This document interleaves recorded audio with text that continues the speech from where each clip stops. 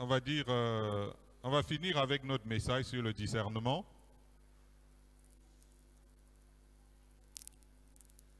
Avec ce sous-thème que vous voyez au tableau, de l'abondance du cœur, la bouche parle. Est-ce que vous pouvez le dire avec moi? Voilà, tout le monde est éveillé, n'est-ce pas? Ok. On dit merci, on rend grâce à Dieu pour Manu qui fait son retour. Voilà, et aussi pour Mélissa. Soyez bénis, hein, toutes les deux. Gloire à Jésus. Voilà, nous allons parler de l'abondance du cœur, la bouche parle. Lisons Matthieu 12, versets 34 à 37. Matthieu 12, 34 à 37, je lis. Race de vipères, comment pourriez-vous dire de bonnes choses, méchants comme vous l'êtes? Car c'est de l'abondance du cœur que la bouche parle.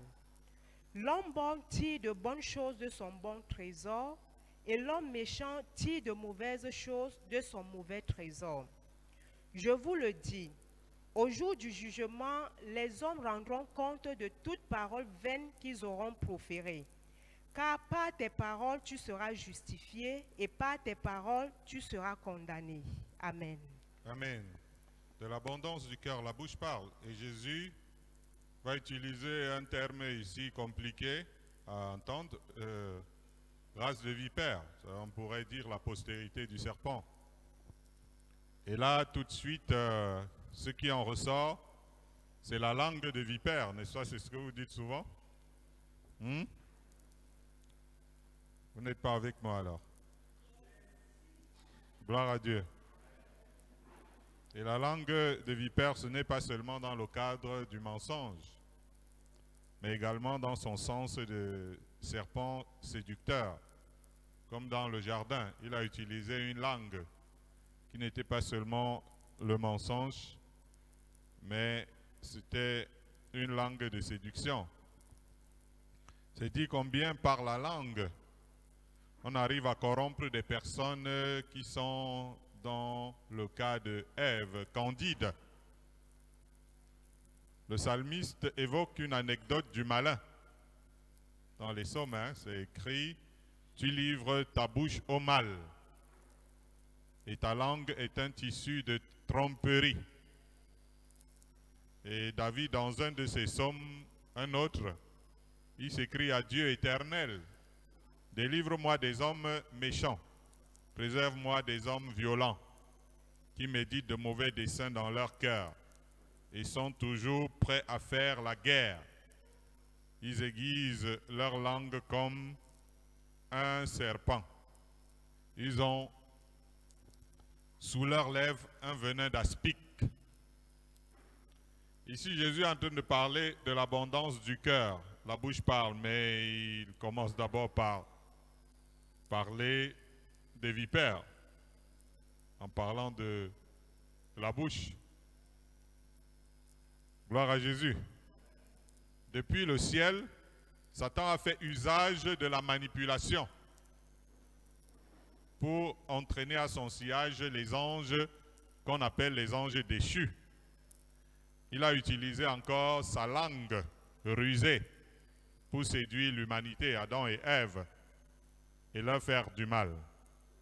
Malheureusement, il compte avec lui beaucoup de monde sur la terre qui font usage des paroles pour envenimer le monde et empoisonner les vies.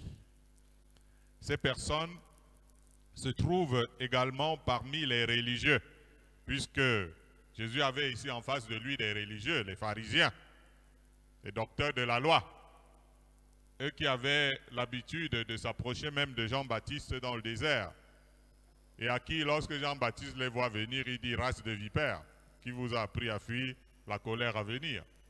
On peut se dire que les religieux, bien dans leur tenue et étant assidus, peuvent sembler être des personnes assez recommandables. Jésus va indexer ces religieux comme étant cette race de vipères qui ont eu à tuer les prophètes et les envoyés de Dieu en les persécutant de génération en génération. Qui ignore aujourd'hui que toute la terre est séduite par le serpent ancien qui fait usage de son langage. Gloire à Dieu. Seulement David précise que ces gens qui aiguisent leur langue méditent de mauvais desseins dans leur cœur. Ça veut dire que ça vient du fond, il y a en eux de la malice.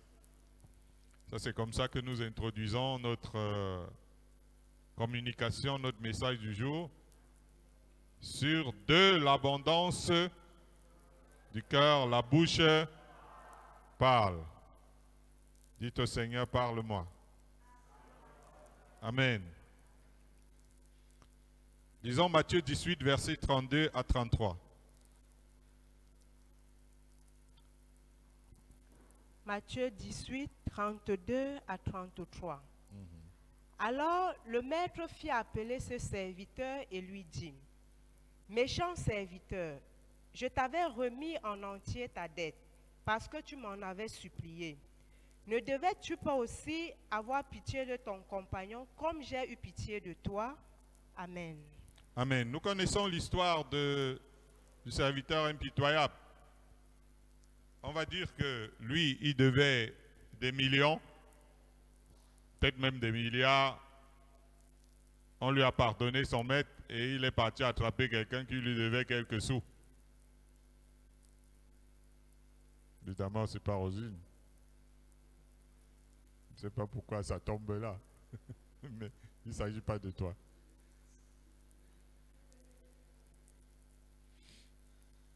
Voilà. Le grand étonnement sera toujours de voir des personnes, surtout ceux qui récitent des prières, telles que pardonne-nous nos offenses, comme nous pardonnons aussi à ceux qui nous ont offensés. Tu es convaincu que Dieu t'a pardonné. Il y a même des choses horribles dont Dieu a pardonné beaucoup de personnes. Mais tu n'es pas disposé à pardonner à une personne qui t'a offensé. Vous pouvez vous dire que c'est de la faiblesse de la nature humaine, de ne pas savoir pardonner. Mais Jésus appelle cela dans ce passage de la méchanceté. C'est le cœur méchant qui ne pardonne pas. Si tu n'y arrives pas, sache que ton cœur est méchant. Jésus dit aux Juifs qui lui targuaient que Moïse a prescrit le divorce. C'est écrit dans la loi.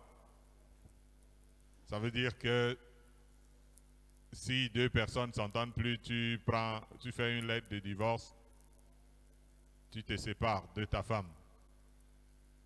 Et ils viennent dire à Jésus, mais Moïse a dit que si tu veux te séparer de ta femme, tu lui écris une lettre de divorce.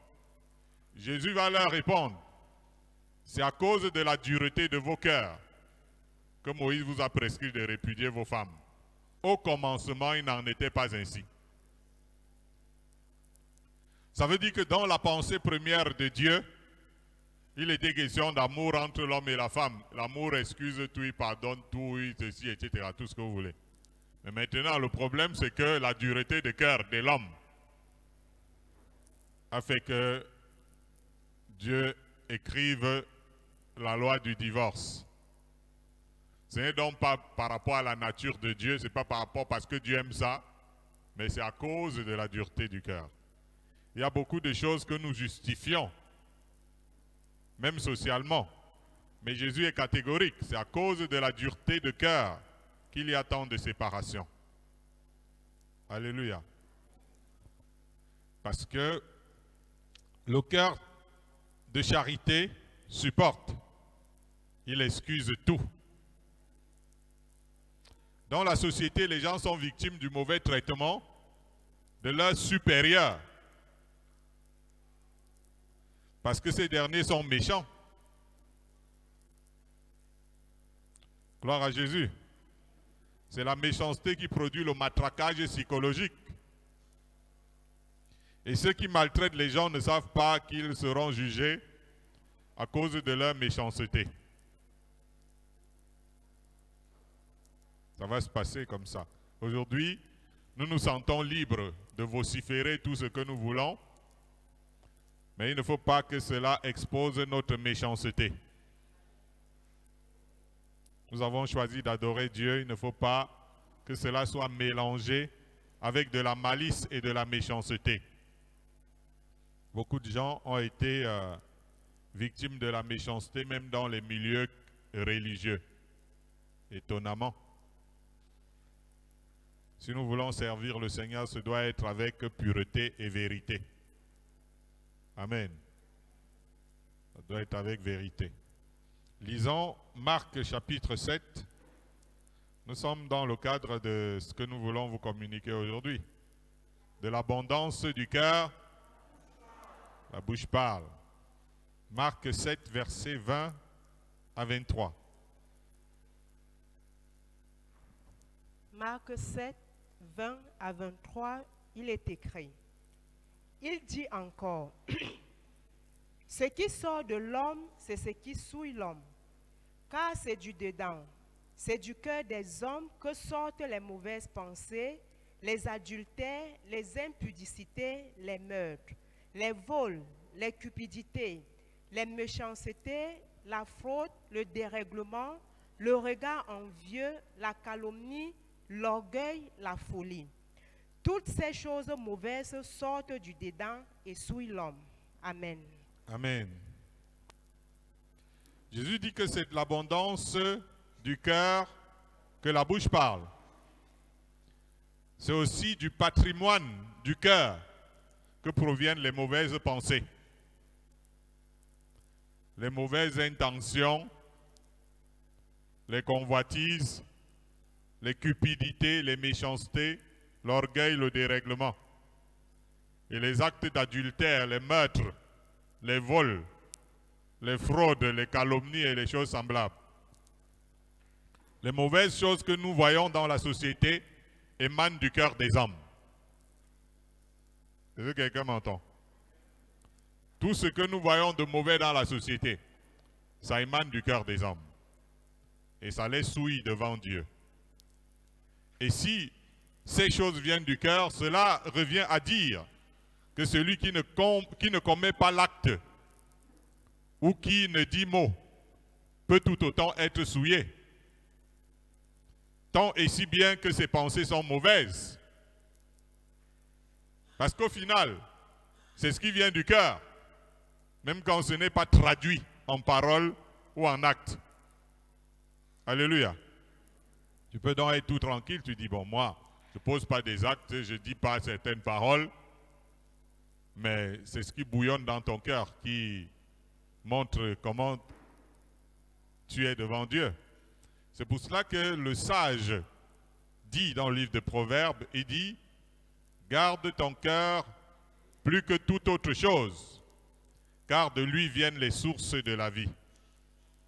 Alléluia. J'aimerais que quand tu écoutes la parole de Dieu, tu l'écoutes avec prière. Dis au Seigneur, ta parole est comme de l'eau, qu'elle me lave. Garde ton cœur plus que toute autre chose, car c'est de lui que viennent les sources de la vie. C'est ce que fait le chrétien. Beaucoup de gens savent garder leur argent. N'est-ce pas? Surtout les femmes.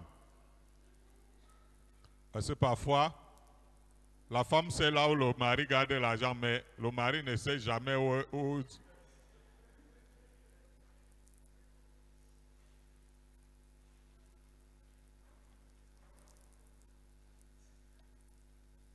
Alléluia. C'est vrai, ma femme sait là où je garde l'argent, mais elle ne sait pas où elle garde sa part.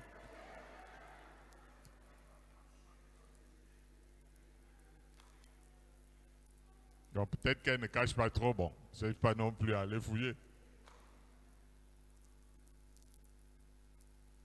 C'est pour dire que c'est comme ça les femmes. Mais ce que nous devons le mieux garder, ce n'est pas l'argent. Ce que nous devons garder précieusement, c'est notre cœur, pour que les souillures ne le remplissent pas. Nous avons tendance à surveiller nos paroles.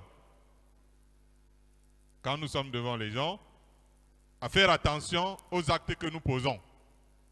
Ce serait mieux sur ce qui est dans notre cœur. Alléluia. Ce serait mieux de faire plus attention à ce qui est dans notre cœur, parce que tout part de là. Car si nous arrivons simplement à empêcher que nos paroles et nos actes traduisent ce qu'il y a dans nos cœurs et que nous le gardions simplement au-dedans, nous passerions pour des hypocrites devant Dieu. Ça veut dire que je peux te... Mais bon, je garde ça en moi. Ah ben ouais, peut-être que je peux paraître quelqu'un qui n'a rien fait de bizarre, mais au fond de moi, c'est pas bon. Et ça, c'est pas bon devant Dieu. Donc beaucoup de personnes sont hypocrites. Ça veut dire que elles ne posent pas les actes qu'elles sont en train de... les actes mauvais qu'elles sont en train de penser dans le cœur. Elles ne disent pas les mauvaises pensées qui sont dans leur cœur. Et là, tout de suite, ça devient de l'hypocrisie. Il n'est pas question que tu arrives à te maîtriser au point de ne pas poser les actes que ton cœur aurait voulu te dicter. Il est question que tu nettoies ton cœur pour qu'il n'y ait pas de ces mauvaises pensées à l'intérieur. Il faut donc purifier son cœur par-dessus tout. Les paroles et les actes prendront la même direction. Si ton cœur, tu commences à le travailler pour qu'il n'y ait pas ce qui est mauvais dans ton cœur, même tes actes et tes paroles vont suivre. Alléluia. Parce que c'est de là que partent les actions et les paroles. Gloire à Jésus. Gloire à Jésus. Reçois toujours la parole de Dieu avec prière. Romains chapitre 2, verset 5.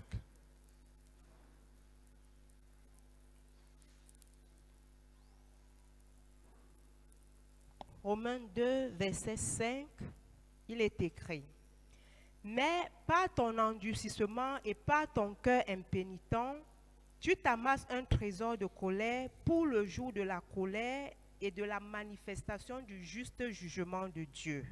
Amen. Amen. Jésus a dit plus haut que l'homme mauvais tire de mauvaises choses de son mauvais trésor. Car c'est de l'abondance du cœur que la bouche parle. Dans cet ordre d'idées, le trésor devient l'ensemble de tout ce qui est réuni dans notre cœur. Ça, c'est dans... Jésus parle en parabole. Gloire à Dieu. Le trésor devient l'ensemble de tout ce qui est réuni dans notre cœur. L'ensemble de tout ce que nous gardons dans notre vie. Alléluia. Il y a des mauvaises richesses, comme des trésors de colère devant Dieu, d'après les propos de l'apôtre Paul. Un cœur endurci. Comment reconnaître qu'un cœur est endurci? C'est lorsqu'il est rebelle. Il y a des personnes qui étaient bien, mais elles sont devenues rebelles. Parce que les circonstances, les personnes, les ont rendues rebelles. Mais si tu es rebelle, tu n'as pas de place au ciel. Tu vas justifier en disant « je suis rebelle parce que ». Quand Jésus disait de pardonner, de savoir laisser le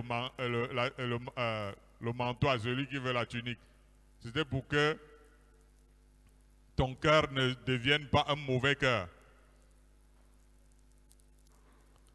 Donc le cœur rebelle, c'est un cœur endurci. Le cœur incrédule, c'est un cœur endurci. Ça veut dire que quand c'est un cœur qui outrage la fidélité de Dieu. Je suis incrédule. Est-ce que Dieu peut faire? Non, moi... Bon, voilà. Ça veut dire que tu es en train d'outrager la fidélité de Dieu. L'incrédulité, c'est une insulte à la fidélité de Dieu.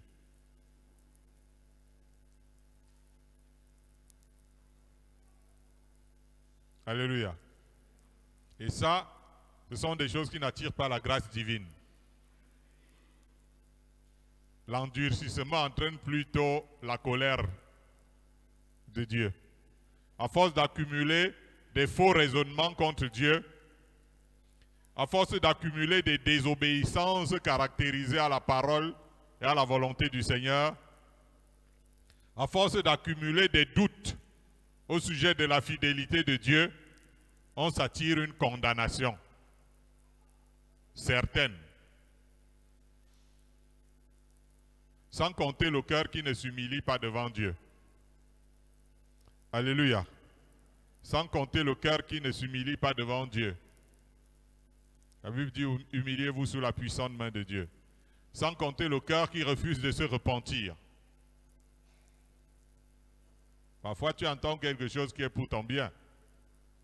Mais tu dis, moi, je ne veux pas changer.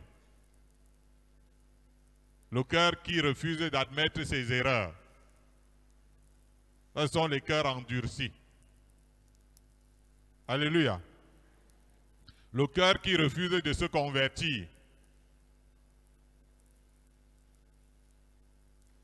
C'est un cœur qui amasse des trésors de colère, forcément pour le jour du jugement de Dieu.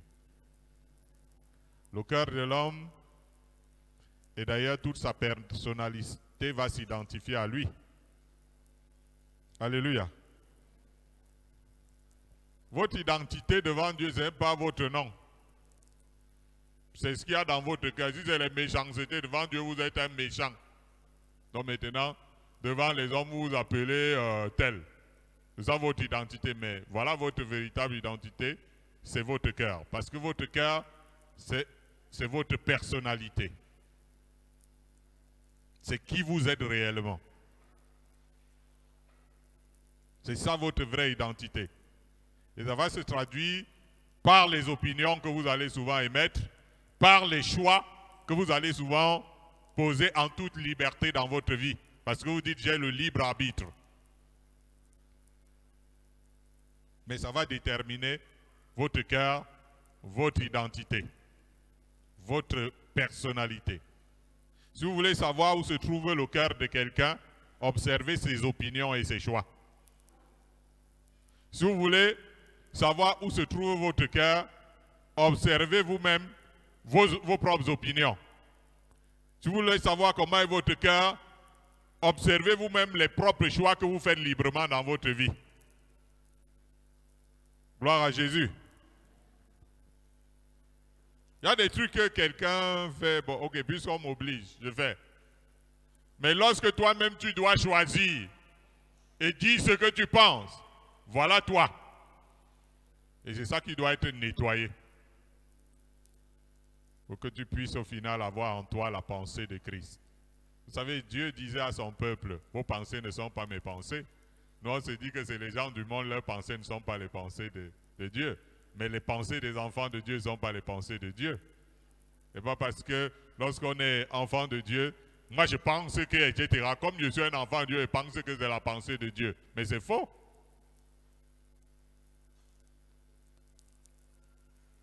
Je dois apprendre à me nourrir des pensées du Seigneur. En apprenant déjà à reconnaître mes propres pensées. Pouvoir les distinguer de celles de Dieu. Afin d'apprendre à renoncer à moi-même pour marcher selon Dieu. Gloire à Jésus. C'est une parole. C'est un message que nous recevons avec prière. Parce que le cœur, c'est là que vient la vie. C'est le centre de la communion avec Dieu. Il peut y avoir quelqu'un qui prie beaucoup. Un intercesseur. Il prie 4 heures de temps, 20 heures,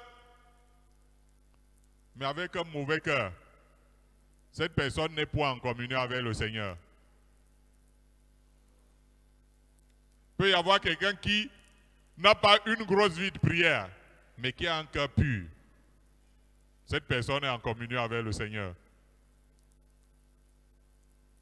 C'est le cœur qui est le centre de la communion avec Dieu. C'est pour ça que Jésus pouvait dire « Arrière de moi, Satan, un de ses disciples. » Ok, il était là à côté. Mais c'est le cœur. Ses pensées. Il dit, tes pensées ne sont pas les pensées de Dieu, mais celles des hommes.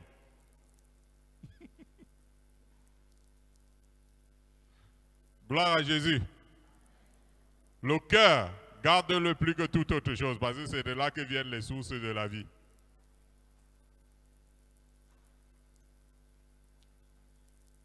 Et vous voyez bien que le cœur, c'est un endroit que personne ne voit. C'est toi seul qui vois. Et pourtant, c'est le cœur qui déterminera ton éternité. Ce qu'il y a dans ton cœur. Parce que le juste juge qui est Dieu va juger ton cœur. Un peu comme Jésus, il passait le temps à dire, hey, vous faites comme ci, comme ça devant les gens, mais voici ce que vous êtes. Donc si tu veux être sauvé, fais tout pour que ce que tu es réellement, ton cœur, ta personnalité, ce soit pur devant Dieu. C'est pour ça que Jésus dit, heureux ceux qui ont le cœur pur, car ils verront Dieu. Mais il doit que tu laisses ton cœur bizarre et on te juge, tout le monde t'apprécie, on dit, waouh, tu es extraordinaire alors que ton cœur n'est pas bon. Tu ne verras jamais le Seigneur. Et ceux qui avaient trouvé que tu es bon, alors qu'au fond, tu ne l'es pas, ils seront étonnés de voir que le Seigneur dit arrière de moi. Lorsque le Seigneur parle dans la parabole, dans le Matthieu 7, il dit, il y en a qui diront, j'ai fait ceci en ton nom, j'ai fait ceci. Il dit, arrière de moi, ouvrier d'iniquité. Pourquoi le Seigneur ne dit pas, ouvrier de péché? Parce que le péché, c'est facilement reconnaissable par les actes et les paroles, le comportement. Alors que l'iniquité, c'est un péché invisible aux yeux des hommes.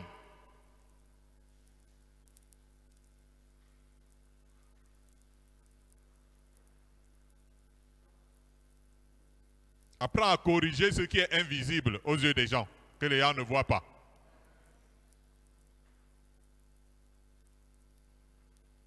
Ton salut en dépend. Le fait que Jésus t'accepte avec lui lorsqu'il viendra, ça dépend de ça. Ne te fais pas une image, une belle, où on t'apprécie, alors qu'au fond, ce n'est pas ça.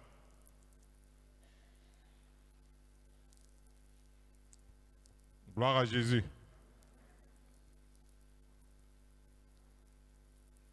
Lisons Luc chapitre 6. C'est ça qu'on a lu? Luc 6, 45.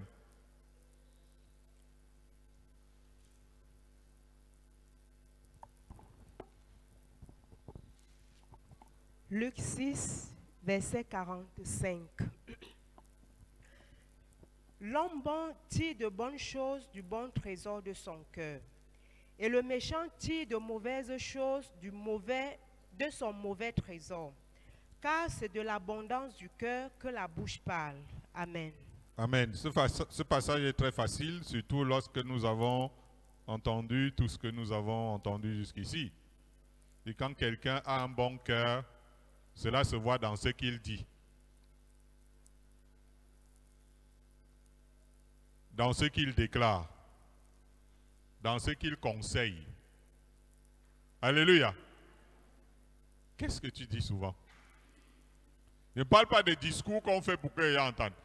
Qu'est-ce que les gens qui habitent avec toi dans la même maison entendent de sortir souvent de ta bouche? Qu'est-ce que tu déclares souvent? Ceux qui sont proches de toi, quel conseil tu leur apportes souvent?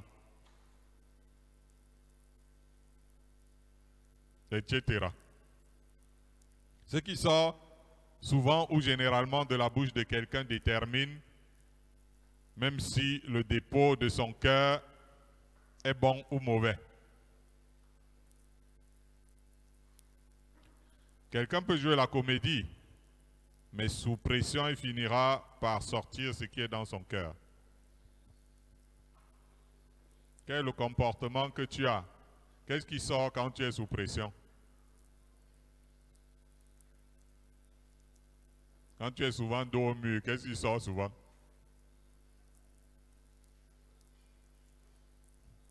Même pas quand tu es tout tranquille. L'épreuve, la pression vient sortir. Quand un homme est bon, ce qui sort de sa bouche sera pour l'édification et non pour la destruction. Alléluia. Ce qui sort de sa bouche va nourrir l'âme.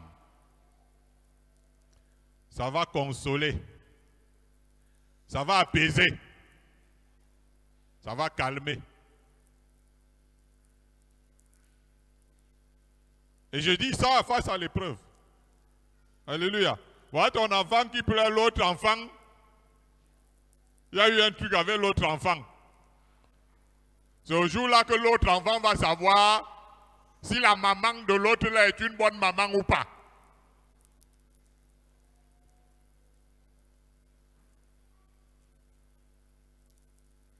Est-ce que le dog va sortir?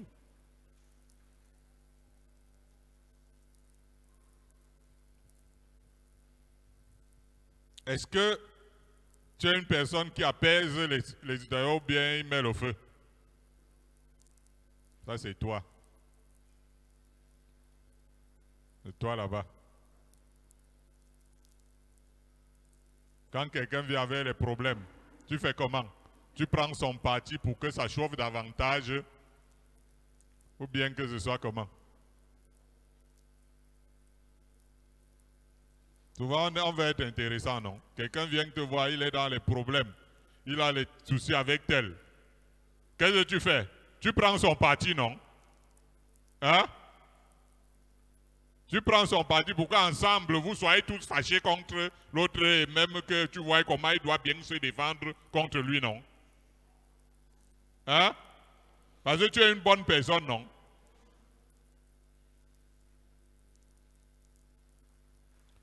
Quand un problème vient trouver, une personne qui vient avec le problème vient trouver une personne qui est bonne. Elle va sortir de là même étant à calmer, apaiser, etc. Et non que bon, ok, il va te supporter, on va aller même régler ça. Parce que t'aime. Ah bon? Tu penses que si tu aimais la personne et que, au lieu d'activer le feu, tu as réussi à l'amadouer, à l'apaiser, ça n'allait pas être une meilleure façon de lui démontrer que tu l'aimes? Donc toi, tu as prouvé ton amour en faisant que ce soit plus chaud, n'est-ce pas? Comme ça, vous êtes ensemble dans la chaleur. Est-ce que tu es une bonne personne? Quand quelqu'un est mauvais, ce qui sort de sa bouche va tuer les âmes. Ça va les enfoncer dans la détresse. Ça va les troubler. Ça va les irriter plus.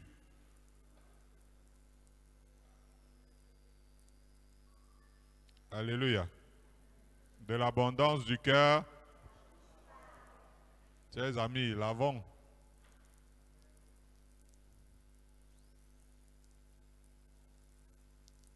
Ça ne se lave pas avec le savon. Ça se lave avec quoi? Le sang précieux de l'agneau, la prière, la parole.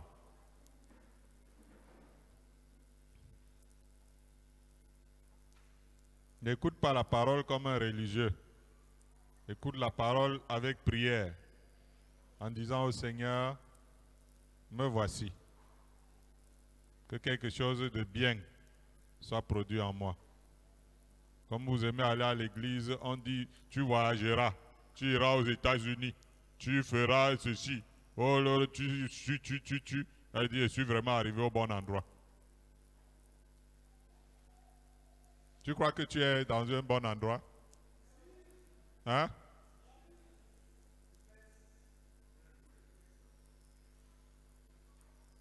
Quand moi je parle, il faut même que les frères arrangent l'endroit, parce qu'il y a un petit blocage ici. Il faut qu'ils créent un petit truc que quand on veut déjà lancer les cailloux, j'entre vite ici. Parce que moi, il travaille pour le salut des âmes. Pour que Dieu, il travaille, quelqu'un, il devient meilleur. Sinon, à quoi sert le christianisme? Disons Proverbe 18, verset 21. Proverbe 18, verset 21. De l'abondance du cœur. Qui a dit ça? C'est moi? C'est qui? C'est qui? C'est Jésus.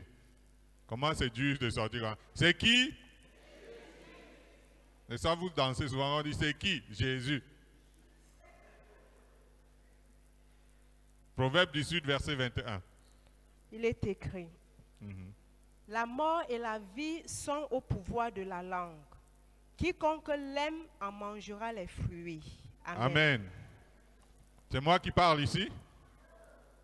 Le sage dit que quoi? La mort et la vie sont au pouvoir de la...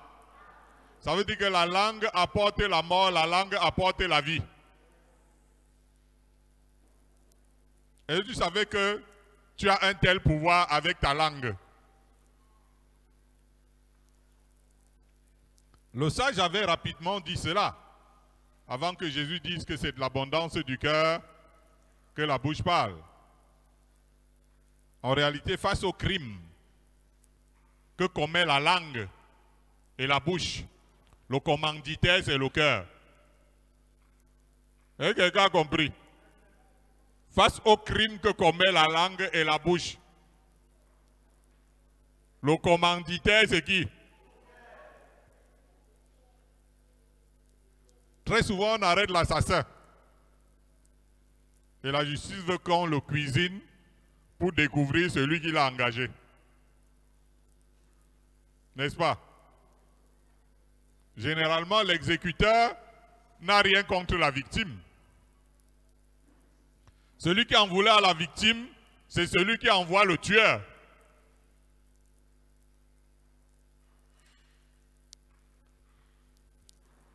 L'envoyeur serait-il moins criminel? On va dire qu'en réalité, celui qui est manipulé, c'est celui qui exécute même l'ordre qu'on lui a donné. La langue n'est en réalité manipulée que par le cœur.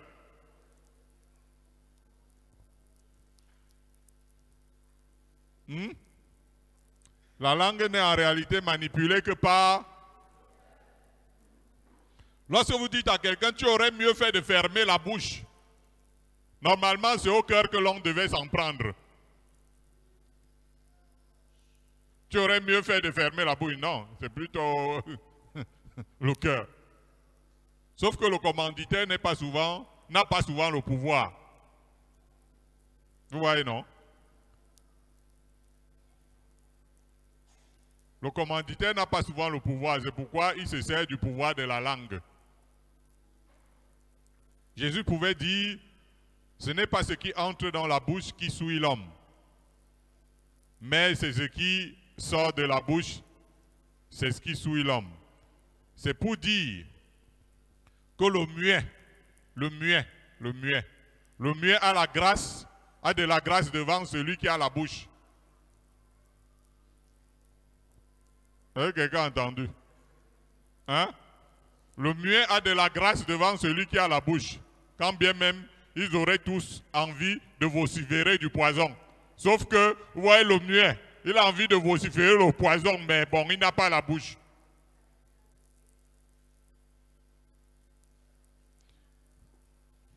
Mais le crime ne sera pas commis.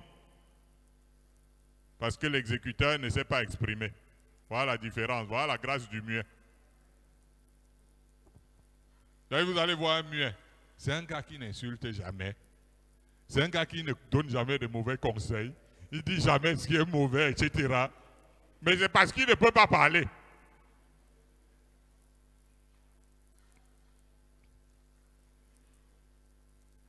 Jude parle des faux croyants de la fin des temps, en ces termes. Il dit que ce sont des gens qui murmurent. C'est écrit dans Jude. Hein? Ce sont des gens qui... C'est le premier terme qu'il utilise. Qui murmurent dans la salle.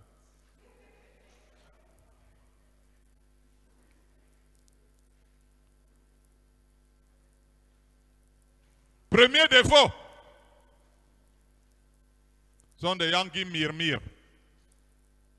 Deuxième, ils se plaignent de leur sort.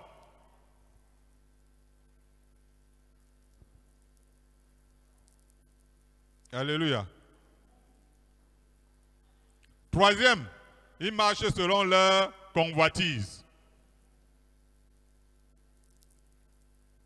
Et le dernier défaut, il dit, ils ont la bouche, à la bouche des paroles hautaines. Il parlait des croyants de la fin des temps. Les gens de notre temps. Parmi lesquels les pentecôtistes. 1. Murmure.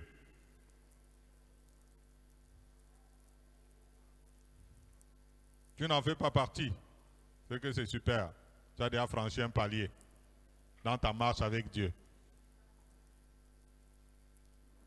Ils se plaignent de leur sort.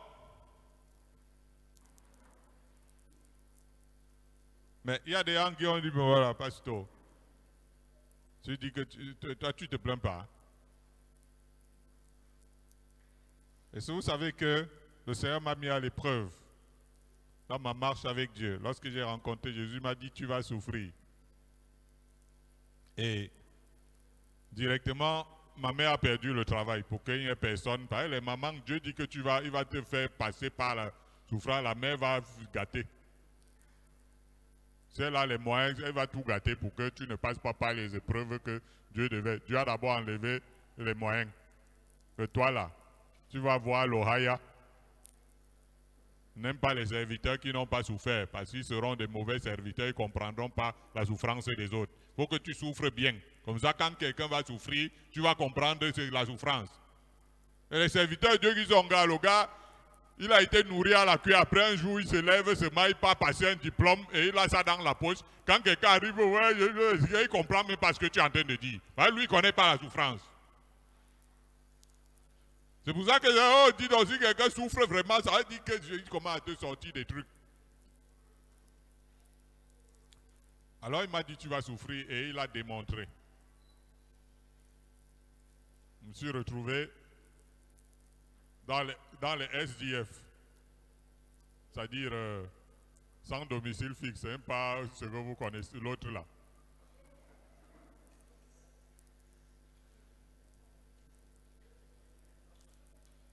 Dieu m'a fait voir de toutes les couleurs.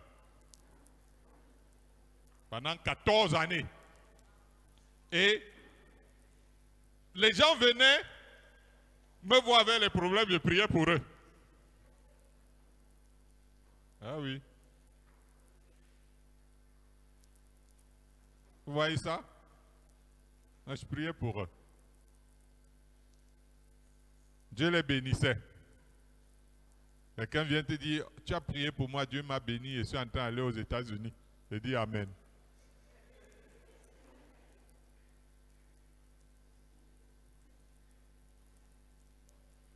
Mais il faut alors voir les chrétiens de nos jours. Le gars se plaint de son sort, il voit tel frère. Vraiment, je ne sais pas ce que j'ai fait à Dieu. Je ne sais pas ce que j'ai fait à Dieu. J'ai l'impression que ça dit que c'est ma part. Ça dit que quand Dieu fait souvent les épreuves, ma part, il fait que je sois plus que pour tout le monde.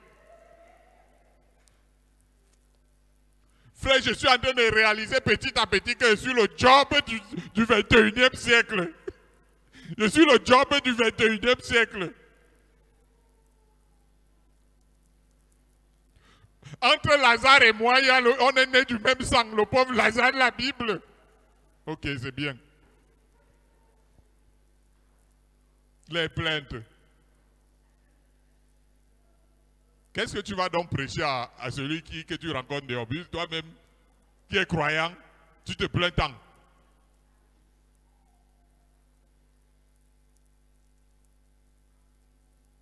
Alléluia. Et marche selon leur convoitise. Les gens qui marchent selon leur convoitise. Vous leur dit, la sœur, je trouve que vraiment, c'est-à-dire mon cœur s'est attaché à toi. Dieu m'a révélé que tu es... Quand Dieu t'a révélé que c'est d'abord, pourquoi après vous ne vous mariez pas?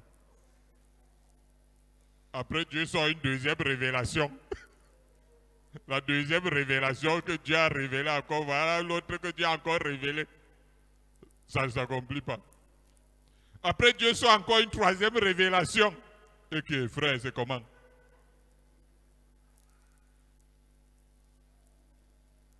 Imaginez-vous que la biche, Dieu avait dit à Adam que c'est ta femme. Après maintenant, la biche voit que non, c'est plus elle, c'est la gazelle. Elle a dit que mais Adam, ton Dieu. Donc la convoitise là. Il faut apprendre à être sincère. Ça dit ce que tu as dans le cœur et non de mentir en prenant le nom de Dieu. Parce que le Seigneur se révèle. Et quand Dieu parle, si Dieu te dit que voici, ça va se faire comme ça. Ce n'est pas que tu tâtes avec la révélation ici, Dieu tâte avec la révélation ici. Et il n'y a pas de révélation que Dieu fasse sur toi par rapport à l'autre et il ne dit pas aussi à l'autre. Puisque ça vient de lui. Gloire à Dieu. Et les autres chrétiens, l'autre chose qui est mauvaise chez d'autres chrétiens, avec leur bouche, c'est la vantardise. Tu vois, l'homme de Dieu, il se vante. Frère, j'ai 5 voitures, j'ai ceci, etc. Il est en train de se vanter devant les gens qui lui donnent les offrandes. Mais ils vont faire comment? Hein? Et ils vont faire comment alors? Ils ne donnent pas. Les gars donnent même plus.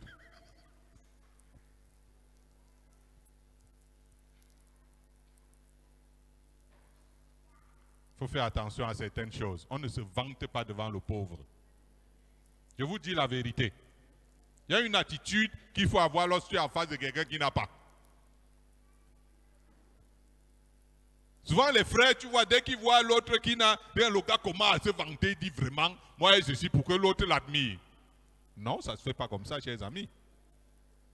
C'est mieux encore que tu parles de tes bénédictions aux gens qui sont bénis aussi. Mais lorsque tu es en train de te vanter devant l'autre frère, tu lui racontes ta vie, comment elle va, alors lui n'a pas mangé. Tu ne le dépannes même pas quand vous finissez. Ce n'est pas chrétien, je vous dis, ce n'est pas chrétien. C'est les cœurs tortueux. Mais la bouche apporte aussi la vie. Et vous savez que la bouche peut devenir quelque chose qui apporte la vie. Sauf que nous ne l'utilisons pas à cet effet. Dans la bouche de notre Seigneur Jésus-Christ, il ne s'est point trouvé de fraude. L'apôtre Paul ne dit-il pas la parole est près de toi, dans ta bouche et dans ton cœur. Or, c'est la parole de foi que nous prêchons. Pourquoi à la place de tes lamentations, ce n'est pas les paroles de foi que tu es en train de dire?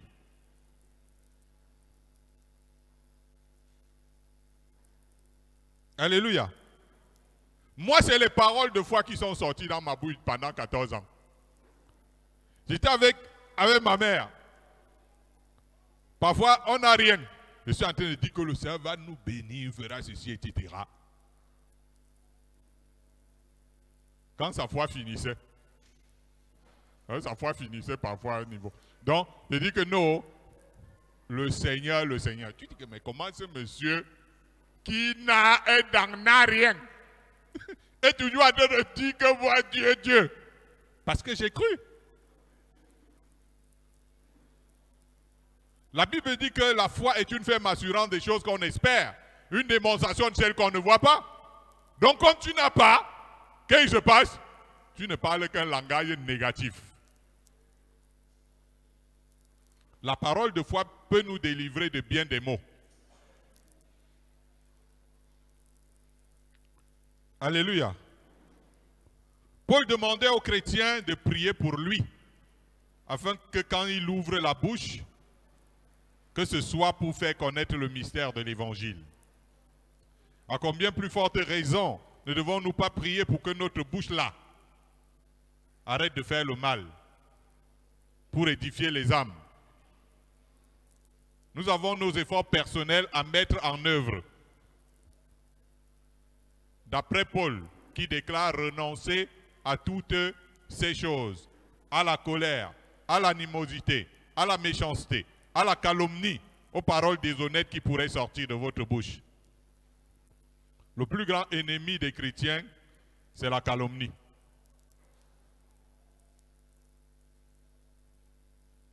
Le plus grand ennemi des sœurs, c'est le Congossa. Mais il y a des frères qui font plus au Congossa que les sœurs.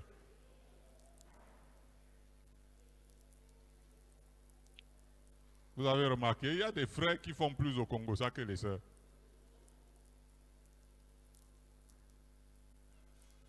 La prière, nous en avons parlé plus haut. Elle doit être centrée aussi sur la maîtrise de la langue. Quand tu es en train de prier, ne prie pas seulement, Seigneur, pour que vraiment les situations se calment dans ta vie, prie aussi pour que ta langue soit maîtrisée. Donc tu aimes quand on te dit, gars, toi et ta bouche là. Tu es content de ça, hein? On te dit, toi et ta bouche là. Tu dis, oui, oui, oui, c'est moi. Et c'est bien qu'on te dit, toi et ta bouche là, et tu es fier.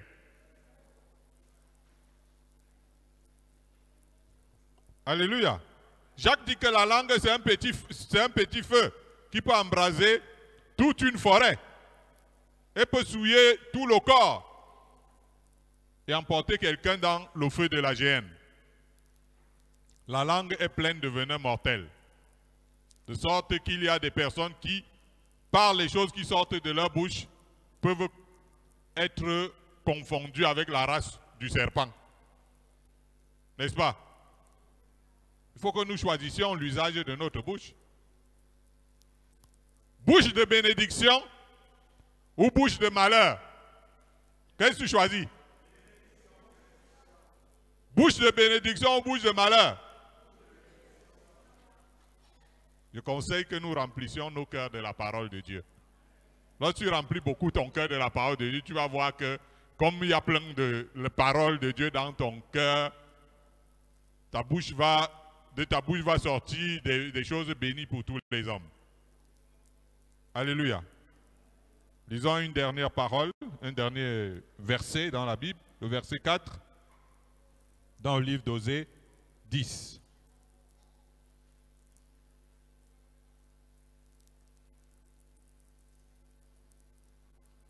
Donc n'éduque pas seulement tes enfants, éduque aussi ta bouche. Hein? Je te donne quelqu'un que tu dois éduquer à partir d'aujourd'hui. Non, moi, je n'ai pas encore d'enfant à éduquer. Tu as un enfant, ta bouche. Éduque-la.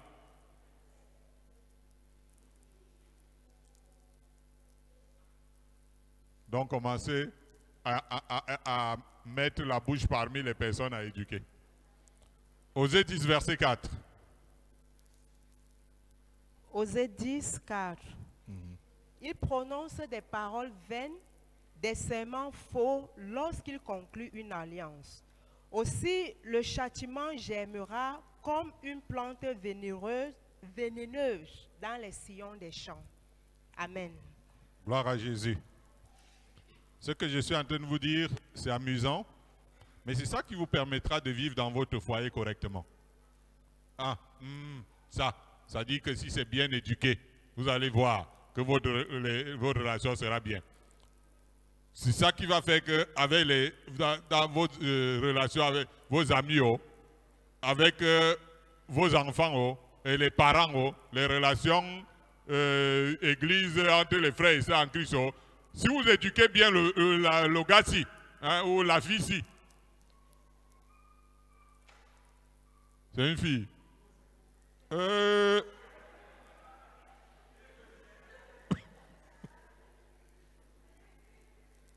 En plus, c'est une fille.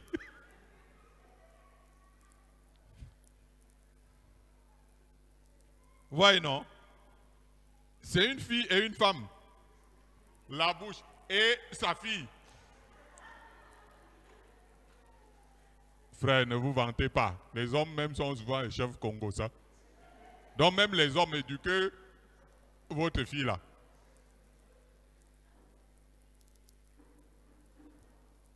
Et Jésus dit qu'au jour du jugement, les hommes seront condamnés pour toute parole vaine qu'ils auront proférée. Donc, moi je suis libre de dire ce que je veux, non? Mais tout ce que je dis, lorsque je vais me présenter devant Dieu, je serai condamné à cause de ça.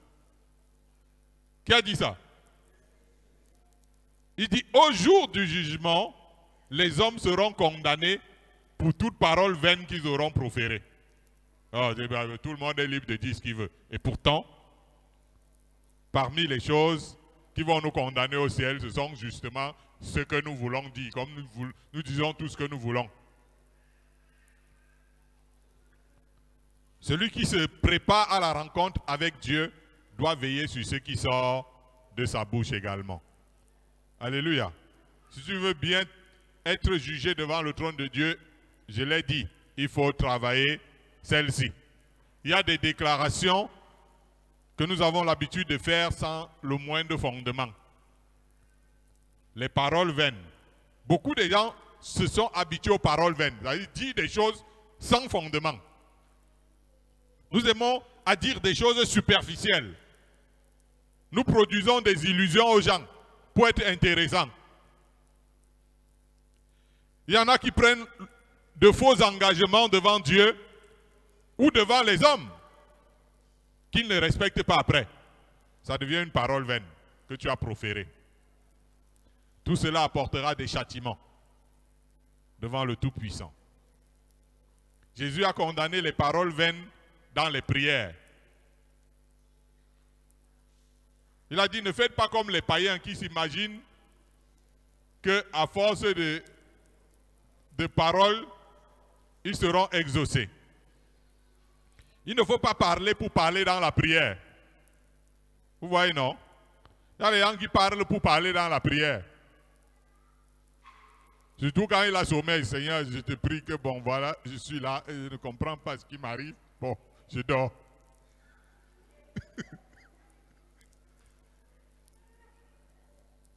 Ce sont des paroles vaines. Il valait mieux que tu dises rien.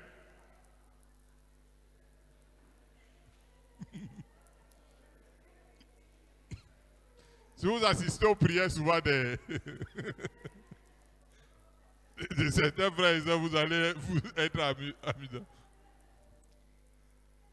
Ça vous intéresse parce que vous vous reconnaissez. Il y avait une sœur qui... Deux sœurs en intercession, madame son autre sœur. Donc l'autre sœur, madame a emporté dans les prières, l'autre sœur, et là j'envoie les démons au cabinet et tout ça, etc. Et tu dis quoi? Voilà, il se réveille. Mais imagine-toi si le lendemain il se retrouve avec plein de démons dans les cabinets, qui va encore entrer là-bas?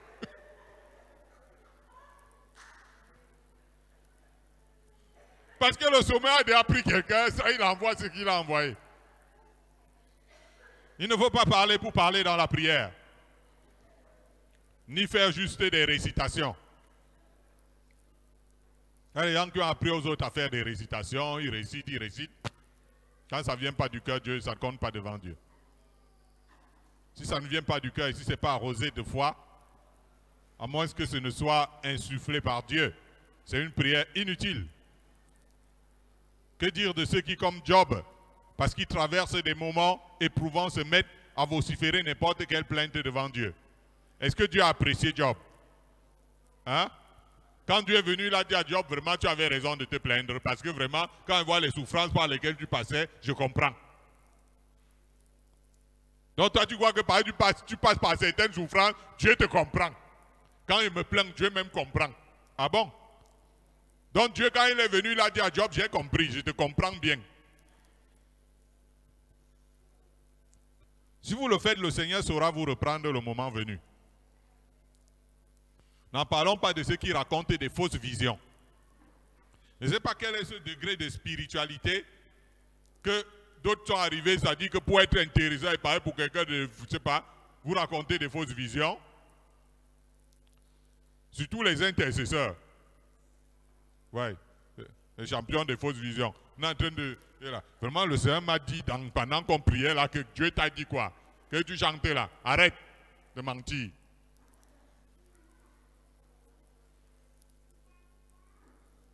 Les fausses prophéties. Tu vois, l'homme de Dieu, il voit, ma soeur, je dis que le Seigneur me dit que... Je ne fais jamais ce genre de choses. Si je te dis que Dieu me dit quelque chose, ça va se passer comme ça. Donc, et ça c'est rare que je dise à quelqu'un, Dieu me dit ceci sur toi. Parce que chaque fois que je l'ai dit, exact, ça s'accomplit. Donc, il ne peut donc pas m'amuser avec le nom de Dieu. Il y a des frères qui arrivent, homme de Dieu, dis-moi une prophétie là. Et qui est? Donc la prophétie c'est sur commande.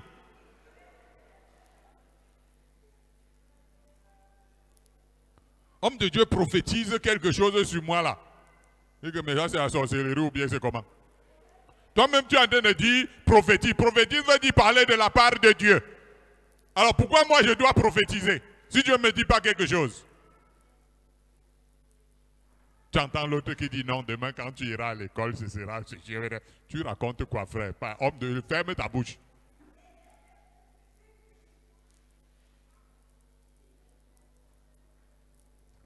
Il ne faut pas prendre le nom de Dieu en vain.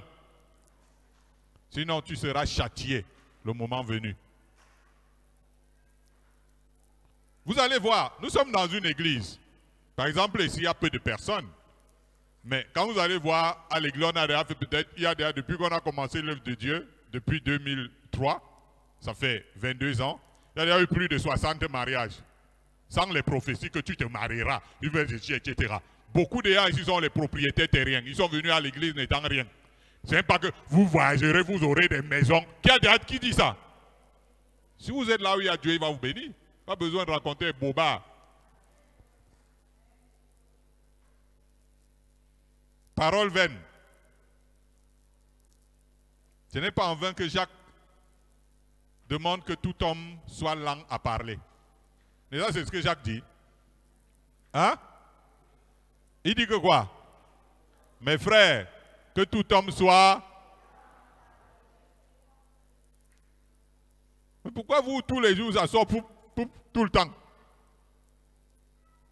Le sage dit que celui qui parle beaucoup ne manque pas de péché. N'est-ce pas? Aussi faut-il apprendre à réfléchir profondément avant de parler. Réfléchir profondément avant de parler. Et surtout, il faut purifier son cœur pour que ce qui sort de nos bouches soit agréable au Seigneur. Alléluia. Si ton cœur est pur, la vérité va sortir de ton cœur. Peut-être que ce qui sortira de ton cœur ne va pas plaire à quelqu'un. Parce que c'est la vérité. Mais ça va purifier les âmes. Gloire à Jésus. Aujourd'hui, peut-être vous n'avez pas entendu des choses agréables. Mais est-ce que tu crois que tu avais raison d'être là ce soir? Alléluia. Alors nous allons garder un petit moment de silence. Réfléchissons sur ce que nous avons entendu. C'est pour notre bien.